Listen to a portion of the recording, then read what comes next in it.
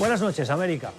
Bienvenidos a Cuestión de Poder, una edición especial que les ofrecemos por último día desde Coral Gables, en Florida, donde hasta hoy se ha llevado a cabo la reunión de la Sociedad Interamericana de Prensa.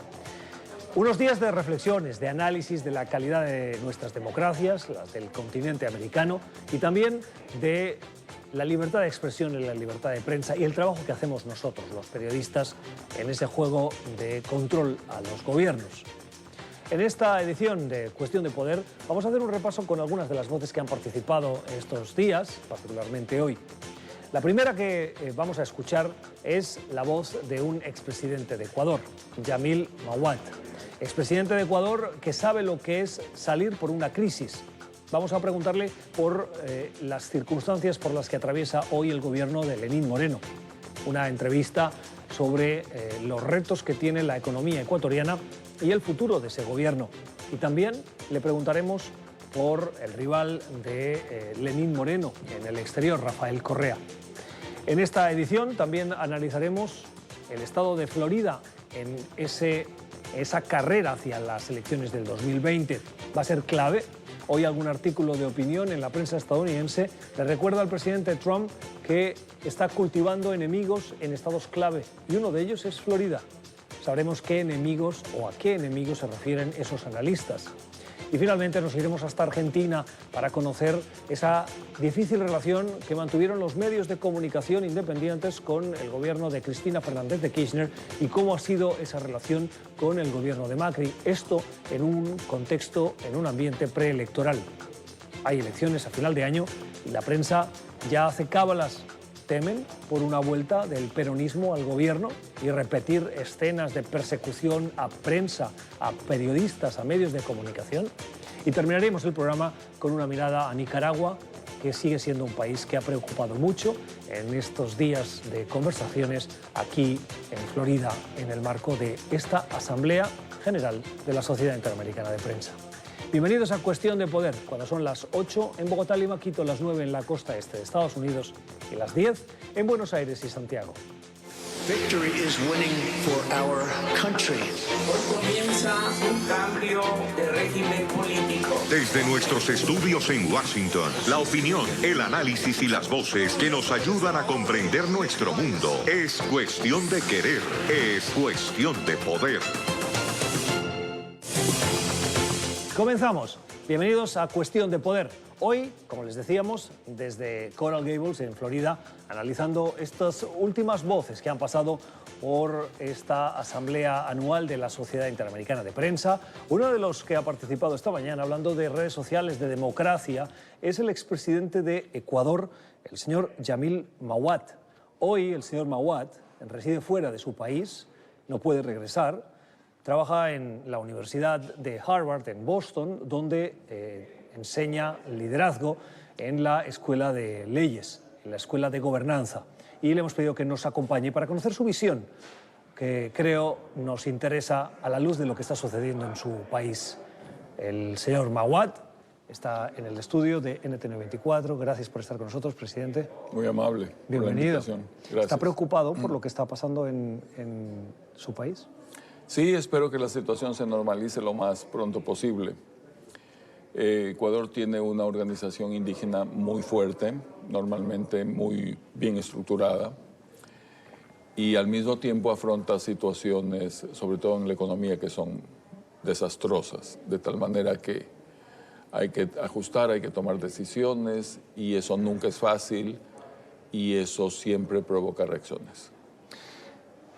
Para que todo el mundo conozca los términos de esta conversación, usted quiere ser un poquito prudente con los comentarios que hace sobre el Ecuador, por diversos motivos, pero le quiero preguntar por las decisiones que ha tomado, y ahora me lo decía usted, el presidente Lenín Moreno en ese recorte de subsidios, un recorte que ha venido avalado también por el Fondo Monetario Internacional.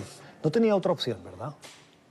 Bueno, yo por principio no hablo de situaciones de política de mi país afuera, lo he mantenido durante muchos años.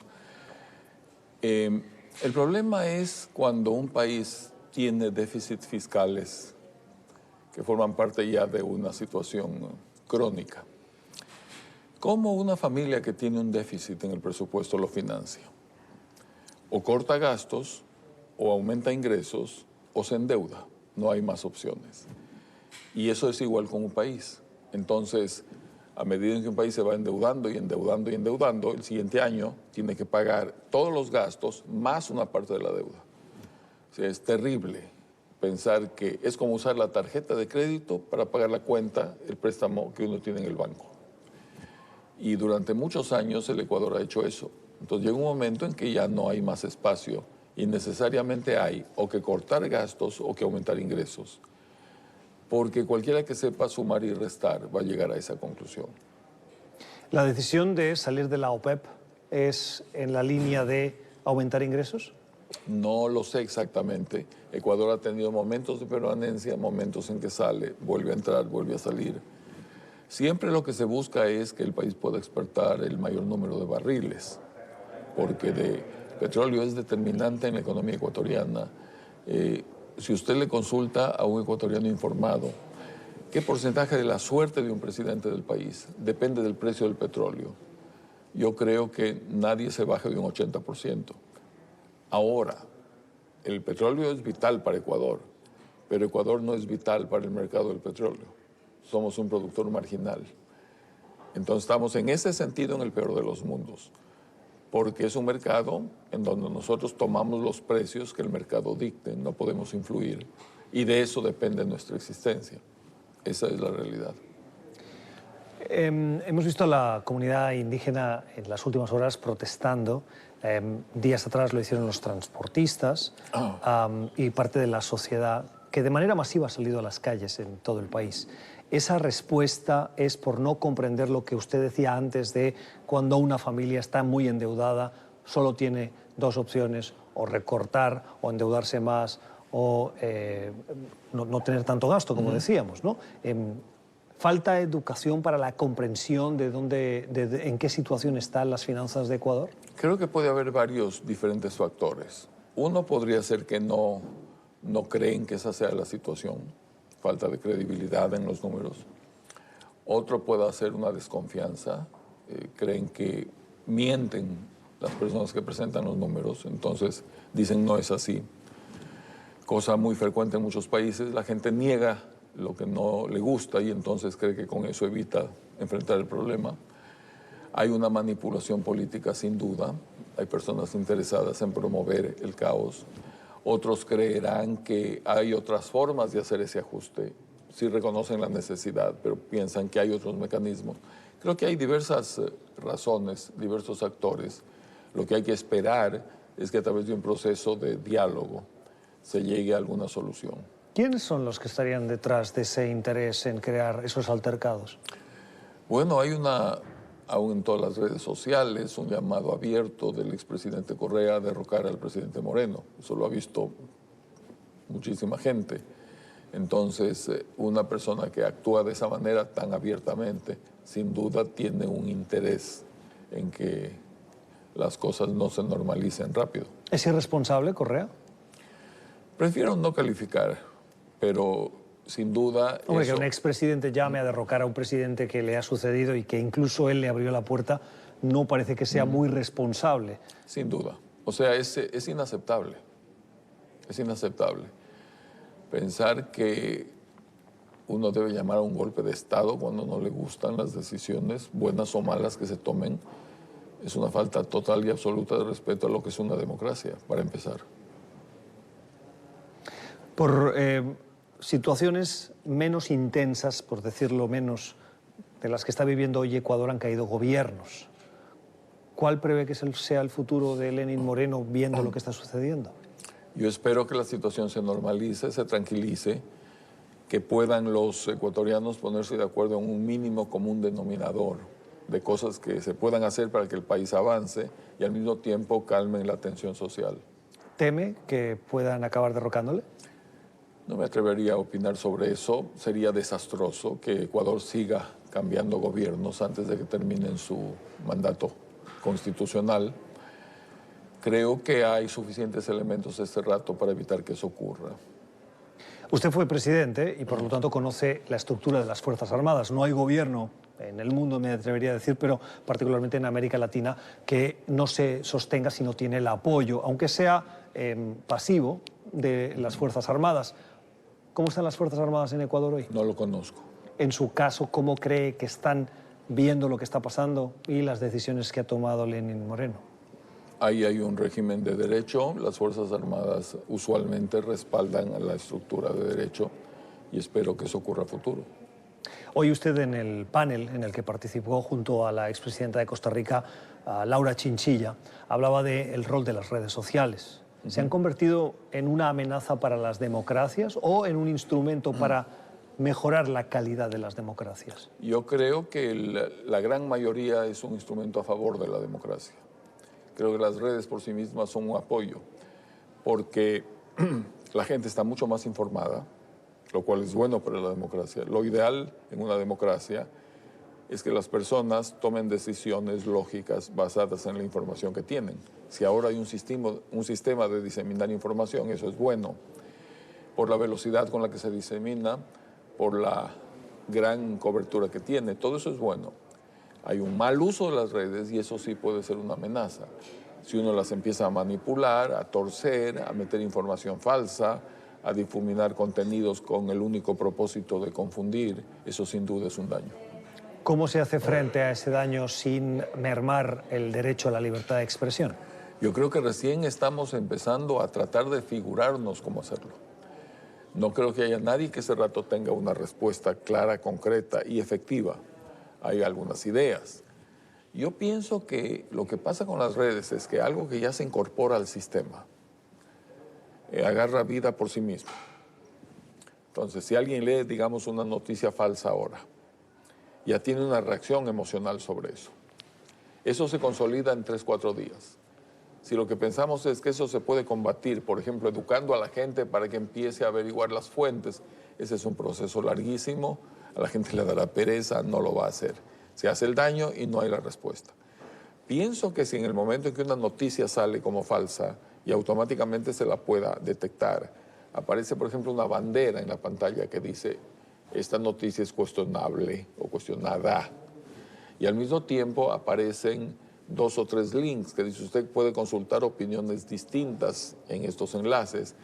Ya la persona que va usando el Internet, que va agarrando experiencia, sabe que está entrando en un terreno debatible, entonces no traga grueso cualquier cosa que le presenten. ¿Eso no crea o no contribuye al descrédito de las noticias, es decir, a poner la sombra de duda sobre cualquier fuente de información, venga de donde venga? Porque antes eso no pasaba. Uno leía tal medio, por no citar ninguno, o veía tal televisión y lo que le decían sabía que tenía el sello de la credibilidad. Claro, era parte de un contrato.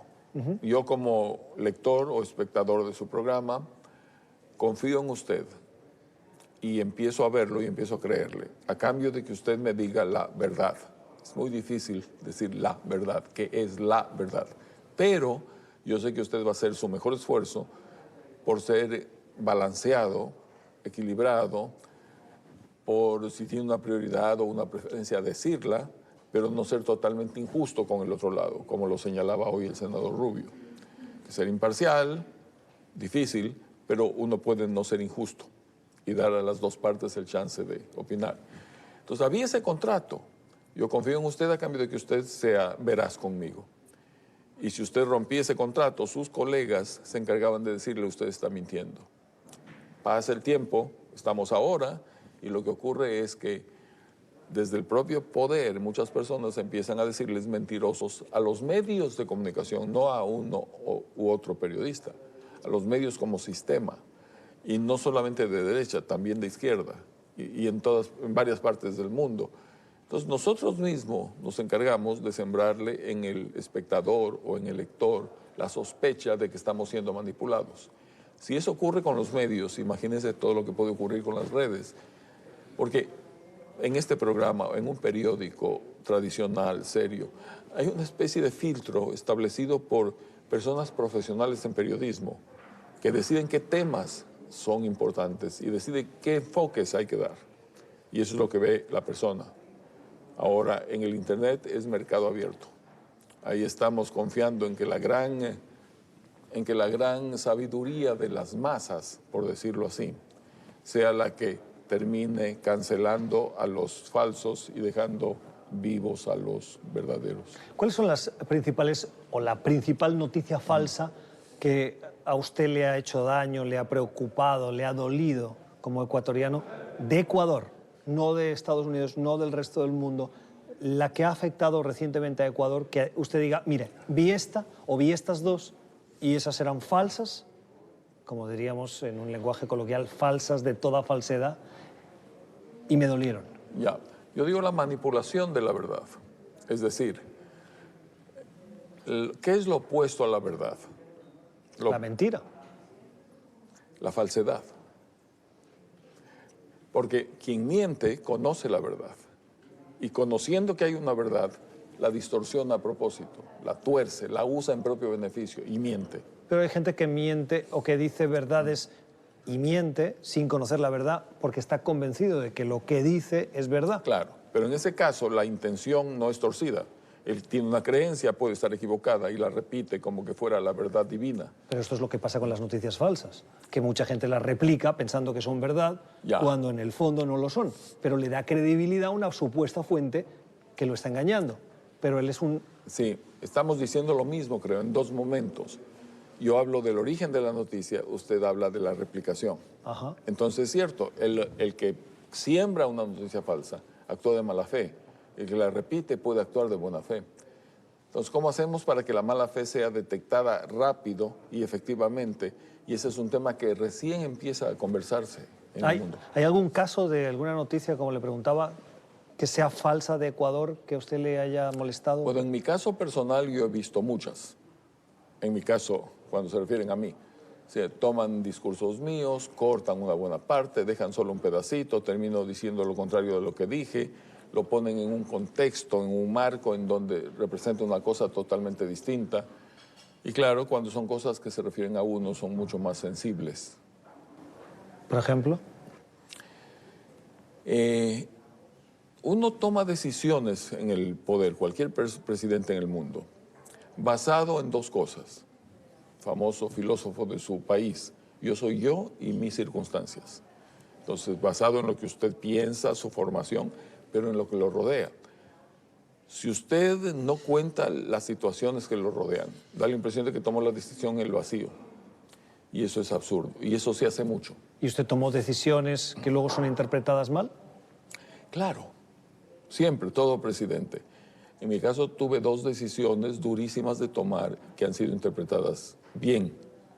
Pero hay otras que han sido interpretadas mal. Las que han sido interpretadas bien son la paz con el Perú, que la negociamos y la firmamos, y ya cumplió 20 años y la respeta todo el mundo, y la dolarización de la economía, que significó sacrificar la moneda nacional y adoptar el dólar, y que en enero del 2020 cumple 20 años también.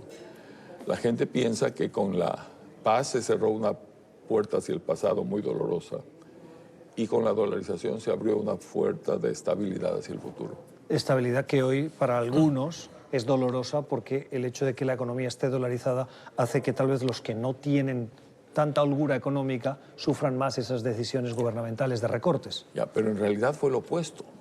¿Qué pasaba antes de la dolarización? Vivíamos un proceso de inflaciones altísimas, con varios gobiernos, siempre altas, a ratos topando la hiperinflación. Entonces, el salario de un trabajador en enero era la mitad o menos del mismo trabajador con su salario en diciembre, solo por depreciación de la moneda. ¿Cómo consigue un crédito para un carro? ¿Cómo consigue un crédito a largo plazo, a mediano plazo? El banco o el vendedor no confía en usted porque usted va a ganar menos. El rato que dolarizamos, le da un crédito en dólares y es el mismo en enero y en diciembre. Entonces, quienes más se beneficiaron de entrada fueron los más pobres, los de ingresos fijos, los que antes no podían defenderse. Y eso permitió que la pobreza en el Ecuador se redujera violentamente. Tengo que terminar. ¿Qué decisión le hubiera gustado tomar que no pudo, no quiso o no vio en su gobierno? Yo hubiera querido tener 3 meses más de tiempo porque el petróleo, que había caído a $7 por barril, empezó a repuntar, ya estaba en 10, iba saliendo. y porque teníamos una negociación con el Fondo Monetario muy avanzada que nos traía recursos frescos. Yo tuve lo que se llama la tormenta perfecta. O sea, el Niño destruyó todas las exportaciones agrícolas, el petróleo cayó, que todas las exportaciones se afectaron. Al mismo tiempo se cerraron los mercados internacionales por la crisis asiática. Entonces llega un rato en que viene este apretón, no hay dólares, la gente sigue demandando dólares, el dólar sube por oferta y demanda, y lo que a usted lo salva en esos momentos es un empréstito. Pero si por razones de política internacional se cierran los mercados, el empréstito también se cierra a cero. Entonces es una situación prácticamente inmanejable. Yamid Mawad es expresidente de Ecuador, vive en Boston, da clases en Harvard y hoy nos ayuda con sus reflexiones, con su mirada particular de lo que acontece en Ecuador, lo que cree que va a pasar y lo que le hubiera gustado hacer, que no pudo. Presidente, gracias por haber estado con nosotros. Muchas gracias. Vamos a la primera pausa del programa. A la vuelta hacemos un análisis de Florida, un estado clave para las elecciones del 2020. Hablaremos con un analista político que nos ayudará a comprender qué está pasando y si ese estado le va a volver a dar el apoyo al presidente Trump. Ya regresamos. Continuamos en Cuestión de Poder, analizando la actualidad desde esta asamblea anual de la Sociedad Interamericana de Prensa. Voces que pasan, que nos ayudan a comprender la actualidad, que forman parte del elenco de invitados o participantes de estos 4 días de debates. Nos vamos a fijar en la política estadounidense, que está convulsa. Y en los últimos días, semanas diría, nos hemos centrado mucho en la actualidad que pasa por Washington y que el resto del país ve con cierta sorpresa, con cierta incredulidad, me atrevería a decir. Uno de los estados que es fundamental para llegar a la Casa Blanca y que el presidente Trump consiguió fue el estado de Florida. Ese es un estado preciado, es lo que se considera en una carrera electoral un estado pendular o un estado bisagra. Son esos estados que la victoria va por la mínima y que lo puede ganar tanto un demócrata como un republicano, pero por el peso que tienen son fundamentales. Florida tiene 29 votos en el colegio electoral. Lo ganó Trump contra pronóstico, Hillary Clinton casi que lo daba por hecho, cuando lo había ganado Barack Obama. Y ahora, según los analistas políticos, no lo tiene tan fácil Donald Trump para volver a ganarlo. Sí es cierto que el voto cubano-americano es fiel al presidente Trump, también parece que el voto venezolano-americano también es fiel al presidente Donald Trump. Pero hay algunas voces que dicen que la cosa no está tan fácil para Trump. Saludamos a Evelyn Pérez Verdía.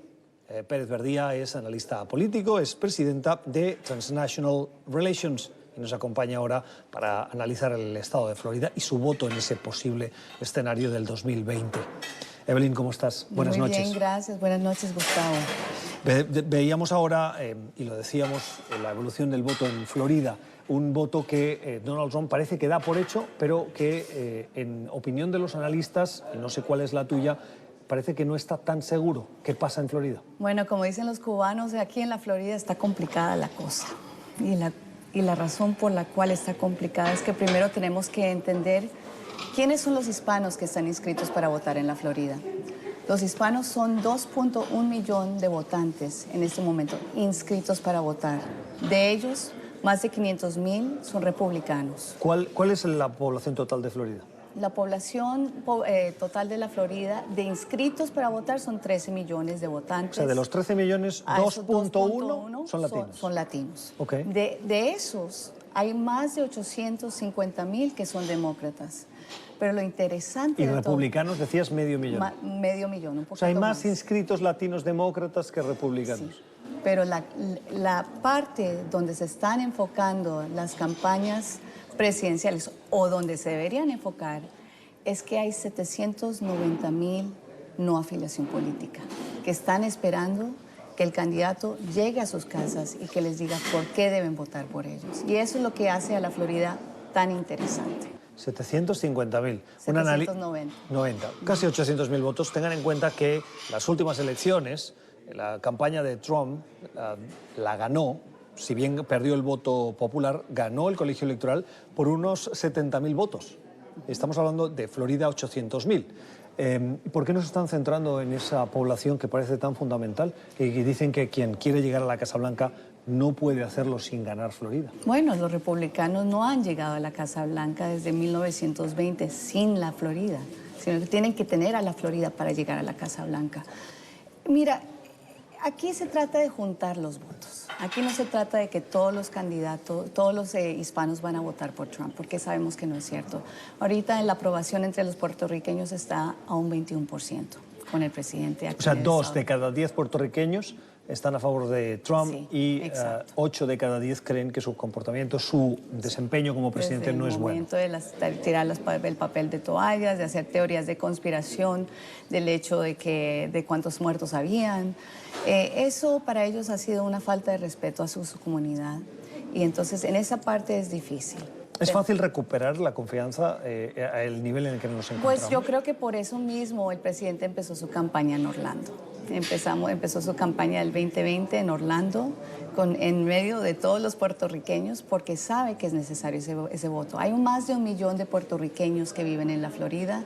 En el 2018 eran como 210,000 que estaban inscritos, que sabíamos que eran votantes puertorriqueños, pero ¿cuántos más pueden ser inscritos para votar?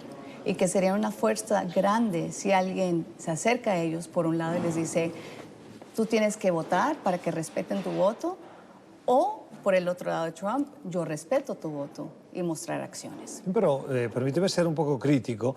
Si no recuerdo mal, fue en ese meeting de lanzamiento de campaña en Orlando que el presidente se dirigió a alguien de los presentes en el auditorio que él conocía y le dijo, fulanito, no pareces latino, eres tan blanco como yo, en un imaginario que creaba una división entre los blancos anglosajones protestantes, el voto cautivo del presidente Trump, y los latinos o las personas que tienen tal vez el color de la piel, la tez un poquito más morena. ¿Esa división no genera rechazo entre los latinos? Esa división genera rechazo entre algunos latinos, pero tenemos que entender que también hay muchos latinos que se creen como Trump, que se alinean con él, que sienten que ellos son como él y que no importa qué, van a votar por él. Pero hay otros que no, y ahí la mayoría creo que no. Y por eso vimos en el 2018 un gobernador afroamericano perder por 30,000 votos solamente, solo en el condado de Broward, donde está Fort Lauderdale, o digamos Doral, solo con el voto, digamos, de los venezolanos, podría el candidato demócrata ganar la Florida. Así de importante es el voto latino en la Florida. ¿Qué es lo que convence a los hispanos del presidente Trump, de sus políticas? Yo, la verdad, me lo cuestiono yo misma. Por ejemplo, con el TPS, los venezolanos, que hay 200,000 venezolanos que necesitan en este momento TPS, que ha pasado la Cámara de Representantes con 100% de los demócratas y 39 republicanos, ahora está en el Senado, estamos viendo qué pasa. Pero yo creo que el comportamiento, hay dos tipos de hispanos, los que le crean porque es la persona que está en el poder, como en la comunidad hispana, venezolana, que dicen, él está en el poder, él es el que puede hacer el cambio, o están los venezolanos que en este momento más y más están dudando. Y la verdad no creo que quieran dar su voto por promesas en el aire, quieren realmente ver el cambio. Entonces va a ser interesante cómo maneja la campaña Trump esto de aquí al 2020, a noviembre 3 del 2020, que va a ser la elección general para el candidato presidencial. Evelyn, antes de comenzar, me hablabas de un artículo que me parece que has traído, interesante. Sí. Déjamelo ver. Se trata de los enemigos que están dentro de los estados, enemigos del presidente Trump, que están dentro de los estados, que parece que son clave. Y el análisis que hace Mark Caputo, que es un analista y un periodista reputado, entra en ese detalle. ¿Quiénes son los enemigos de Trump en el estado de Florida, de acuerdo a ese análisis? Yo creo que los enemigos de Trump son las personas que ya están cansadas de que les quiten o les intenten quitar su dignidad. ¿Podemos ponerles y más nombres? específico, podemos hablar de los haitianoamericanos, que hay más de 110,000 que pueden votar. ¿Y por qué están molestos? Porque les han quitado el TPS. Todo eso, porque, no quiero decir la palabra, pero que llaman a sus países de excremento, ¿no? Esas cosas importan. Y creo que el punto es que en este momento los venezolanos, los puertorriqueños, los haitianos... ¿Estos son los tres que son los enemigos? Los puertorriqueños, en el artículo, ellos están en este artículo, pero muestran el poder de su voto. Entonces eso depende de cada hispano, de lo que es importante para ellos. Y para ellos, para muchos, es que podamos tener a un presidente que vuelva a respetarnos. Y yo creo que eso de pronto es lo que los anime a votar en la elección si tenemos un candidato que les recuerde. Pero el presidente Trump lanzó su campaña precisamente con un posicionamiento muy claro y muy polémico en contra de los mexicanos. Si hay 60 millones de latinos en Estados Unidos, 11 millones de ellos indocumentados y un porcentaje de estos que pueden votar, del restante, y la mayoría son mexicanos, en una gran proporción creo que son del 60%, ¿cómo puede ser que ese gigante dormido que parece que tiene que ser definitivo en las elecciones, el voto latino que va a hacer la diferencia, lo hemos escuchado en diversos ciclos electorales y no lo hemos acabado de ver? Trump ganó el colegio electoral, perdió el popular, pero ganó el colegio electoral y está en la presidencia, que es lo que importa. Yo creo que, y eso lo hemos dicho año tras año, tienes toda la razón, Gustavo, pero hay algo diferente. Hay el cambio, por ejemplo, de nuevo, de un hombre afroamericano que casi gana la Florida por 30,000 votos. Eso es impactante, porque eso demuestra que hay una cantidad de personas en este país, en este estado, que no miran, que miran a través del color, que antes muchas veces no lo hacían en este estado y lo sabemos muy bien. Pero miran que estamos siendo atacados por un presidente que está diciendo que si nosotros no somos blancos, nosotros no merecemos estar aquí. Y ese es el punto. Yo creo que es la división entre la población, y dentro de esa población también está la población blanca hispana, que se siente cerca a Trump y lo que dice, pero no todos son así. Y es esa división, esa polarización que no solamente vemos aquí en los Estados Unidos, lo vemos en el resto del país, en muchos países. Es una polarización de diferencias entre una diversidad y los que dicen que no quieren que el rostro de América cambie.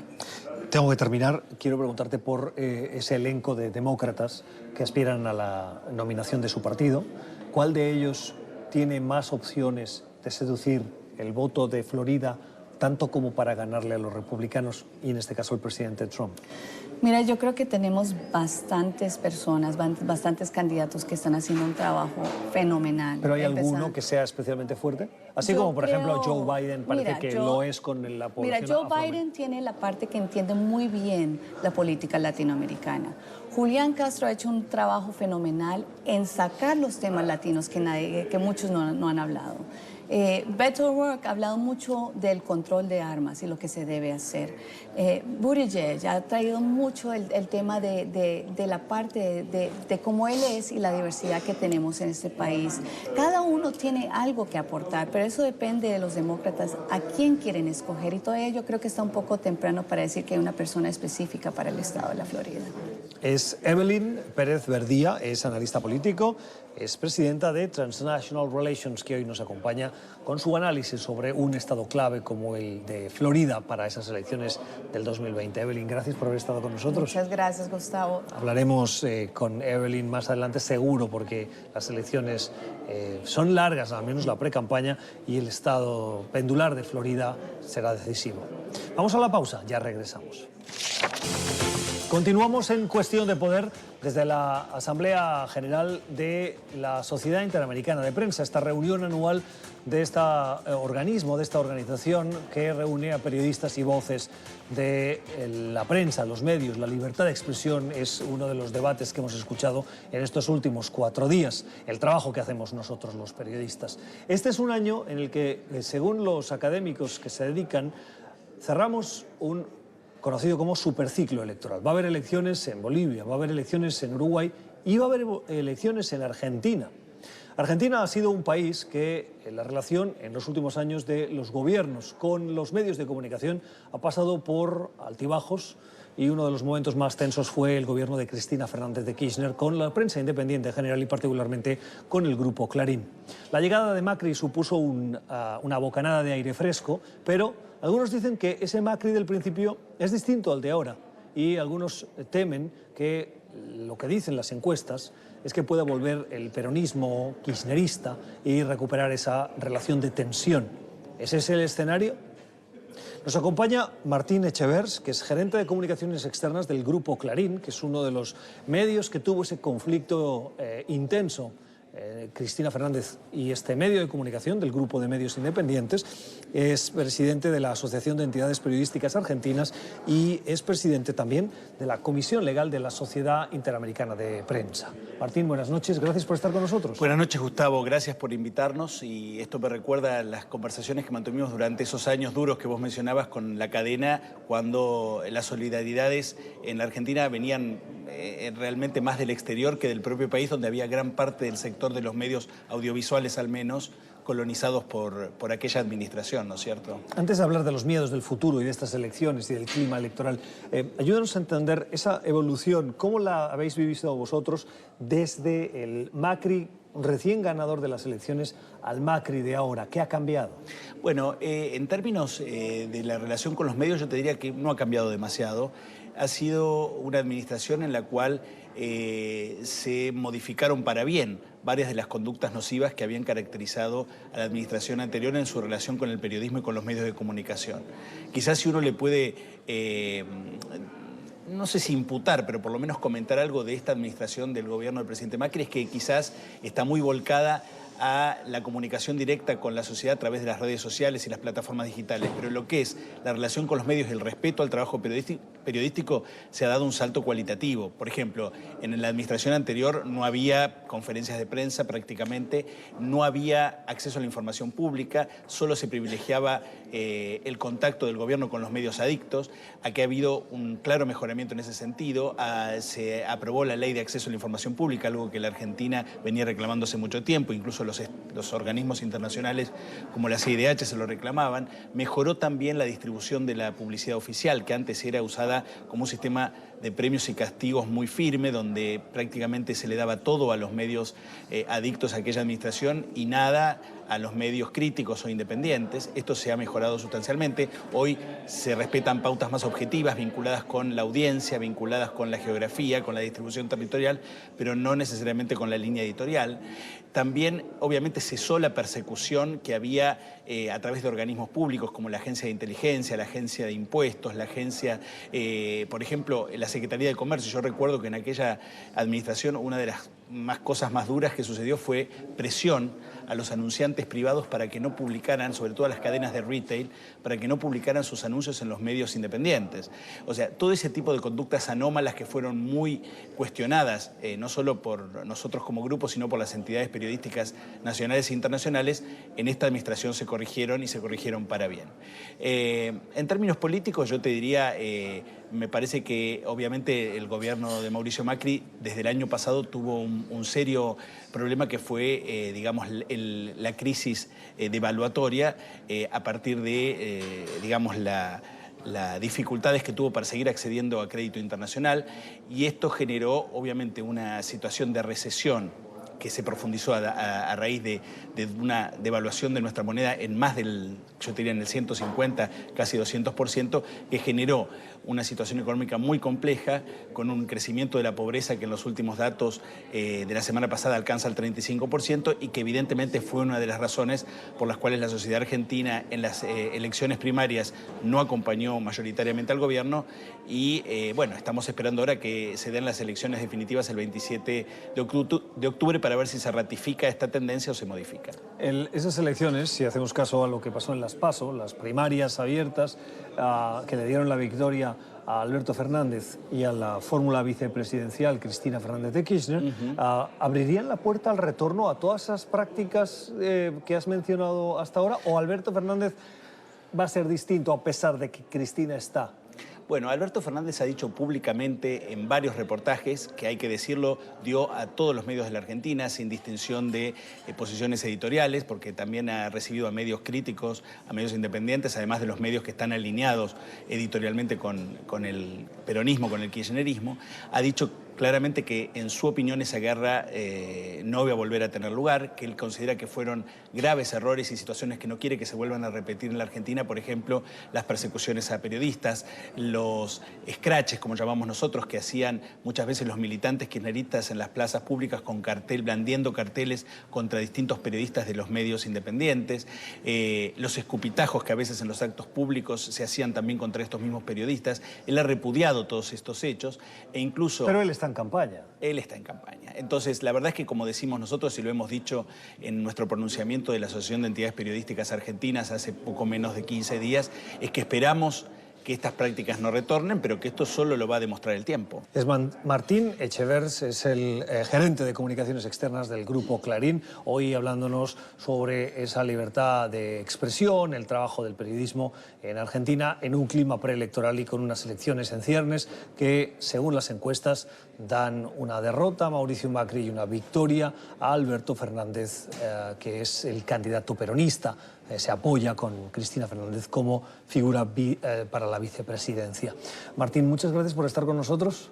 Gracias a ti, Gustavo. La verdad que muy interesante la charla. Vamos a volver a hablar contigo con la proximidad de estas elecciones. Seguro nuestra teleaudiencia nos lo agradecerá. Muchísimas gracias. Vamos a la pausa. Esto es Cuestión de Poder. Recta final en esta Cuestión de Poder. Con esto vamos a cerrar, pero no nos podemos ir sin mirar a Nicaragua. Nicaragua es uno de los países que más ha preocupado en esta asamblea anual de la CIP. Lo es Venezuela, lo es Cuba, pero Nicaragua lleva ya 2 ediciones que forma parte de esas preocupaciones de esta Sociedad Interamericana de Prensa. El editor del principal periódico de Nicaragua, La Prensa, y relator del informe sobre la situación en Nicaragua de la CIP, es Hugo Holman, que nos acompaña en estos minutos finales de Cuestión de Poder de hoy, en esta noche. Señor Holman, gracias por estar con nosotros. Muchas gracias por tenerme aquí. ¿Ha empeorado la situación de la libertad de expresión en Nicaragua? Definitivamente ha habido una situación más en la parte de las materias primas de los medios escritos. Está totalmente bloqueada. Eso impone muchas dificultades económicas. El Nuevo Diario y otros medios que publicaban acaban de cerrar hace un par de semanas. Y en nosotros, en la prensa, obviamente que nos hace también mucha más presión porque no tenemos disponibilidad de materias primas para los próximos meses, días. ¿Ha empeorado la persecución a periodistas? Definitivamente. Cada vez más difícil la actividad periodística en Nicaragua. Mucho estigmatización también, lo cual genera una cierta aversión en contra de los periodistas, lo cual hace más difícil y más peligroso la actividad en Nicaragua. ¿Qué tipo de amenazas reciben los periodistas para que todo el mundo entienda de qué estamos hablando? Bueno, se puede interpretar como que están incitando, digamos, al odio o a lo que sea, cuando en realidad son las noticias de lo que está ocurriendo en Nicaragua. Muchos de esos medios han sido confiscados por esa razón, como el caso de 100% Noticias, recientemente, donde se confirmó la confiscación. Obviamente, eso crea una cierta autocensura también en los medios, por el temor que eso implica. Eso obviamente suprime la libertad de expresión. ¿Hay más amenazas de muerte hoy que antes? Bueno, yo no le puedo específicamente detallar, pero sí, yo creo que en general el medio y los mecanismos que usa el gobierno como turbas o simpatizantes, definitivamente que han hostigado en general a ciertos periodistas y a ciertos dirigentes en los cuales han tenido situaciones bien duras de atentar en contra de la vida, como el último evento en León, que fue en el caso de don Aníbal Toruño.